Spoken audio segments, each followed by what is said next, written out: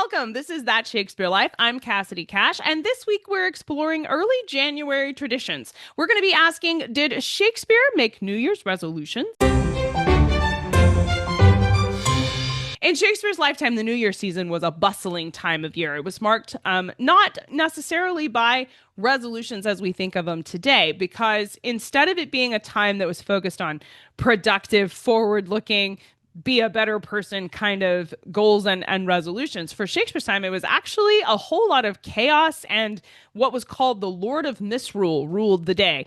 Twelfth Night was the final day of the Christmas season, and this holiday featured revelry, feasting, and an intentional time of chaos where people would reverse their roles. So the patron would become the servant, or the Lord would become the servant, and the servant would become the master. And they would even exchange costumes that visually made them different, and they would play games where this person got to be the Lord of the day, so they got to be in charge of what everybody played, and you had to, in a fun, upbeat kind of way, you had to obey them and do what they commanded.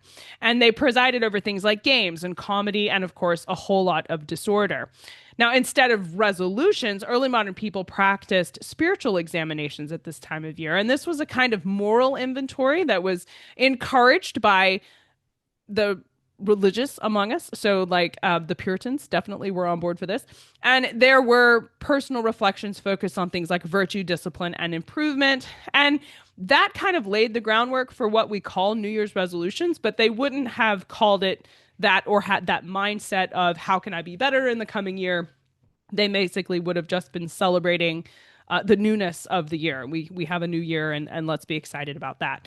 But to explore the traditions that did happen around New Year's Eve and New Year's Day for Shakespeare's lifetime is specifically more about Twelfth Night and the traditions of what exactly was involved in this whole misrule thing that went on for Shakespeare's lifetime. I spoke with our guest, Francois Leroc, and he visited with us to tell us all about Twelfth Night and exactly how that play reflects the traditions of January from Shakespeare's lifetime. And here's what he had to say.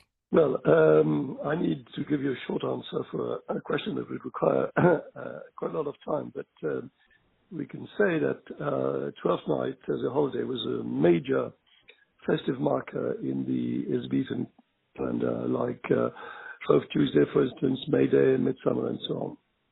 So, as you know, the feast was situated on the eve either of January the 5th or January the 6th, and it was celebrated as the Feast of the Epiphany, that is to say, in Greek it means the Revelation, when the three kings, the three wise men, the Magi, went and saw the infant Christ with presents. And this was instituted by a special council, religious council at Tours, the French city, in 567. Well, in medieval and Tudor England, this feast was normally the feast was situated on Candlemas, let's say on February the 2nd, as the traditional end of the Christmas season. And after this, in Elizabethan England, Twelfth Night came to signal the end of Christmastide.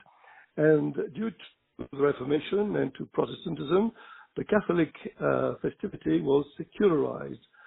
So Twelfth Night, as a play, was probably written as Twelfth Night entertainment, since it was a time for the performance of plays, particularly in the Inns of Court in London, the law colleges, but also at court.